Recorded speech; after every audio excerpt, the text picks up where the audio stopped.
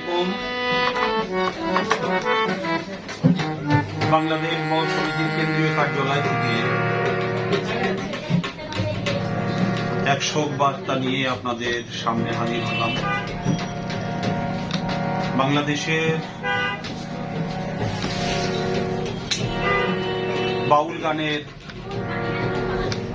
একজন গীতিকার, সুরকার, বাংলাদেশ দেশ কাঁপানো একজন বাউল শিল্পী, প্রবীণ শিল্পী